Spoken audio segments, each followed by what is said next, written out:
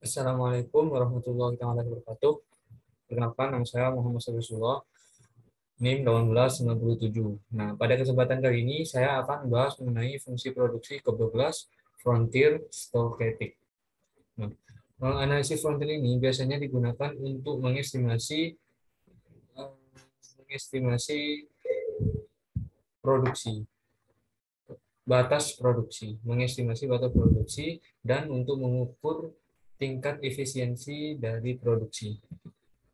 Nah, data input dari penelitian ini yaitu jumlah sampel data itu ada 60 responden, variabel dependennya itu produksi, dan variabel independennya itu ada 5, yaitu luas lahan, benih, tenaga kerja, pupuk, dan pupuk kandang. Nah, untuk selanjutnya itu ada hasil tabulasi data di Microsoft Excel.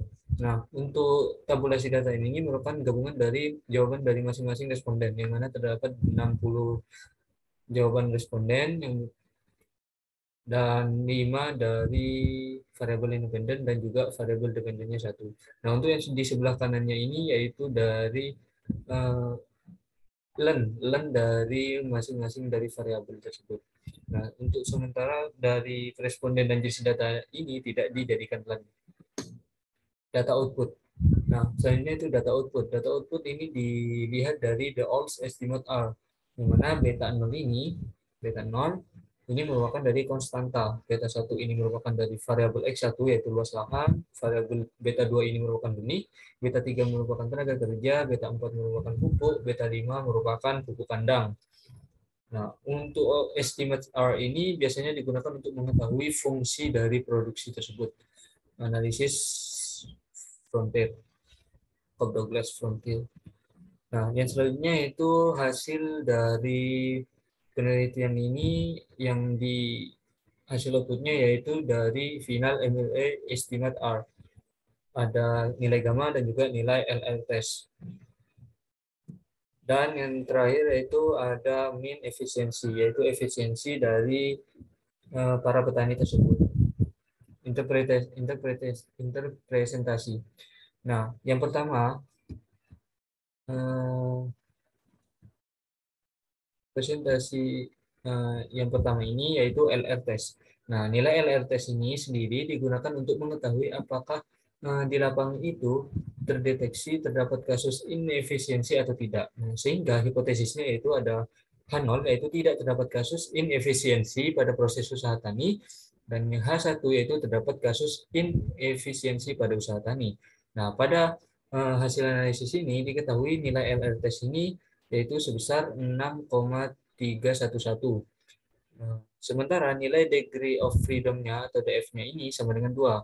Kenapa 2? Karena DF ini melihat dari nilai weight number of restriction ini, yaitu sama dengan 2. Jadi DF-nya ini sama dengan 2. Sehingga pengguna pada tabel kode PAM dapat diketahui dengan taraf kesalahan A sebesar 0,05% atau 5%, 0,05 atau 5%, dengan DF2 diperoleh nilai kode PAM-nya itu sebesar 5,138.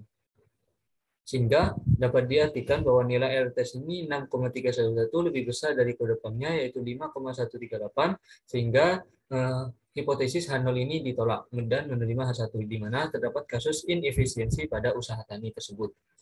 Selanjutnya yaitu nilai gamma. Nah, nilai gamma ini merupakan nilai yang menunjukkan presentasi error term yang disebabkan oleh inefisiensi teknis. Nah, dari hasil yang analisis ini diperoleh nilai T rasio sebesar 17,19196, lebih besar daripada T tabel yaitu sebesar 2,004. Nah, untuk T tabel ini bisa dicari di Excel dengan rumus sama dengan TIMV dan buka kurung taraf kesalahan dan variabel jumlah responden dikurangi dengan jumlah variabel sehingga ditemukanlah T tabel ini yaitu 2,004. Dan dapat diartikan bahwa 94,94% error term ini disebabkan karena inefisiensi teknis, sementara 5,06%-nya disebabkan oleh risiko.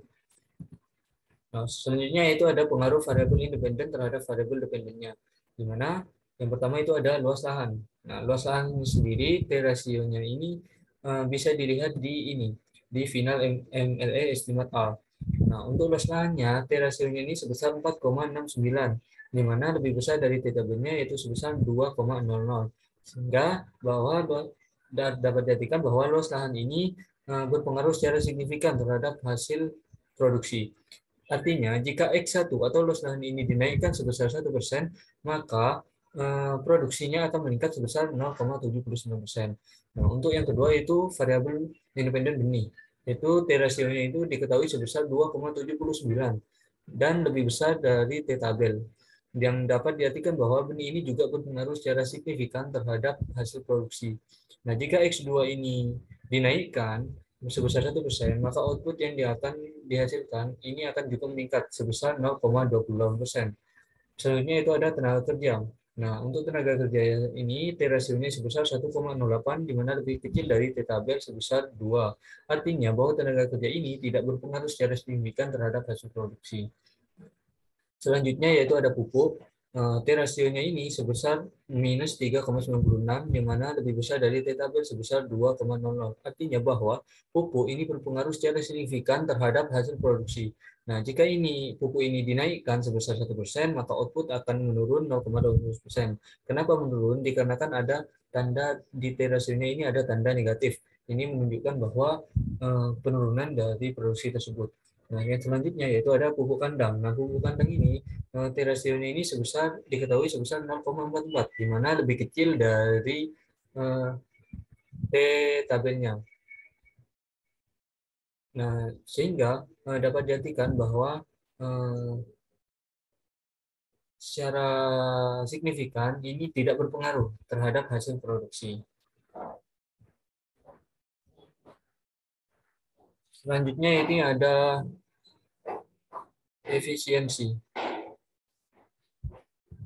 Technical efisiensi dari hasil yang diketahui dan untuk mengetahui apakah efisiensinya produksi yang dilakukan oleh para petani. Nah, diketahui, interval dari kurang dari 8 dari hasil analisis tingkat efisiensi di atas diketahui bahwa petani yang efisiensinya kurang dari 0,8 ini sebanyak 9 petani dengan persentase 15% dan petani dengan tingkat efisiensi yang lebih besar dari 0,8 sebanyak 51 petani dengan persentase 85%. Secara keseluruhan, rata-rata yang diperoleh dari tingkat efisiensi teknis dari analisis ini yaitu sebesar 0,85, di mana lebih besar dari 0,8. Sehingga dapat dikatakan bahwa petani ini rata-rata tergolong petani yang efisiensi dalam berproduksi usaha tani tersebut. Selanjutnya yaitu cara menganalisis menggunakan frontier.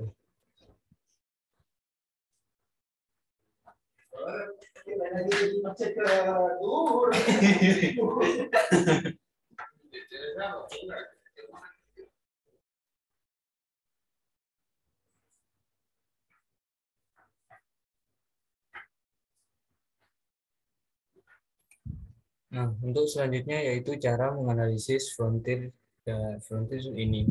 Yang pertama yaitu kita harus mentabulasikan data-data yang akan kita gunakan nanti. Nah, seperti yang ini yaitu ada 6 jenis variabel. Satu ada variabel dependen yaitu jumlah produksi, dan variabel independen yaitu ada luas lahan, benih, TK, pupuk, dan pupuk kandang.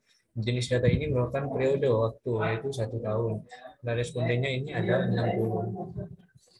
Nah, setelah mentabulasikan data ini, selanjutnya kita akan menelenkan dari setiap masing-masing variabel dengan cara sama dengan minus ln kurung C5. C5 ini merupakan data yang sudah ditabulasi tadi.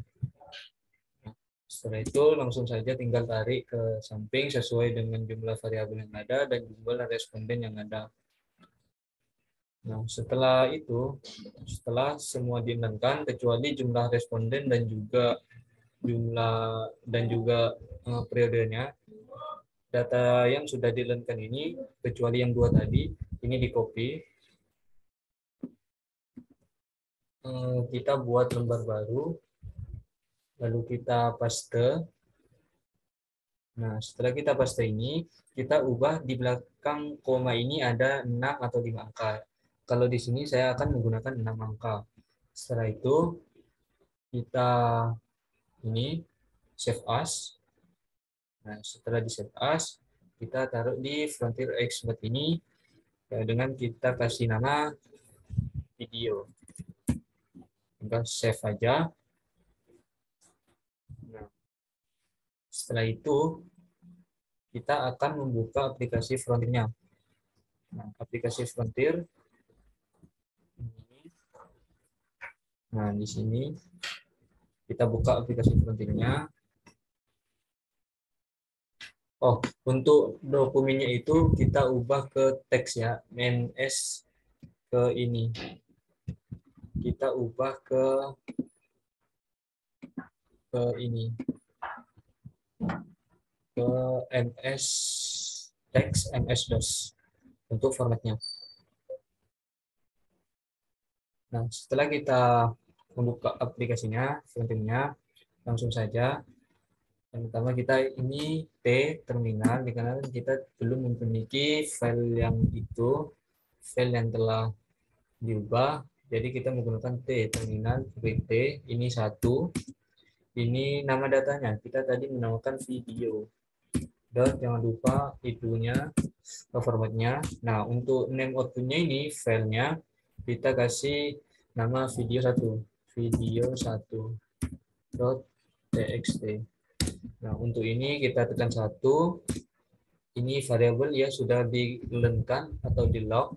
Yes, tinggal Y, enter lagi. Mini processing-nya ini ada 60 data dan time periodenya ada satu, dan untuk observasinya ini total datanya ini ada 60 datanya, dan regresinya ini ada 5 variabel independennya.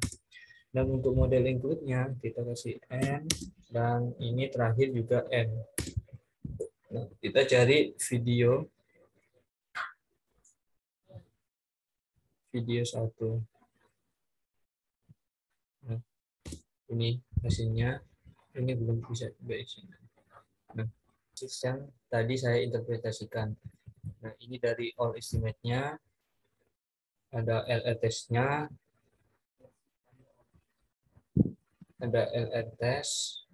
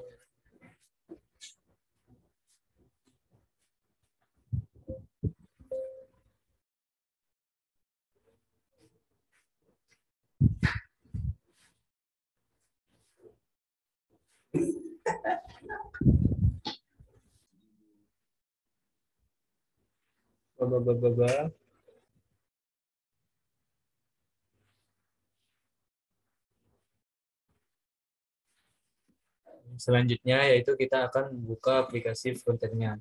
Pertama kita tekan P1,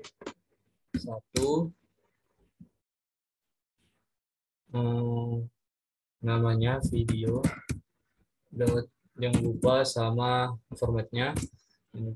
Ini kita kasih output, nama outputnya video 3.txt. Ini satu, dan ini yes, karena sudah di log atau dilenkan. Ini sectionnya 60, datanya periodenya 1, dan jumlah datanya ini 60 juga. Total data, variabel independennya ada 5. Ini yes, dan ini no, n. Nah, ini hasil dari analisis frontiernya, yang mana telah dijelaskan pada video pada awal tadi mengenai interpretasinya yang sudah dijelaskan tadi. Ini merupakan tutorial cara menganalisis frontier tersebut. Nah,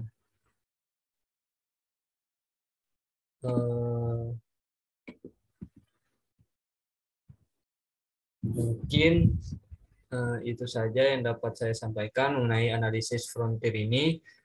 Kurang lebihnya mohon maaf. Assalamualaikum warahmatullahi wabarakatuh.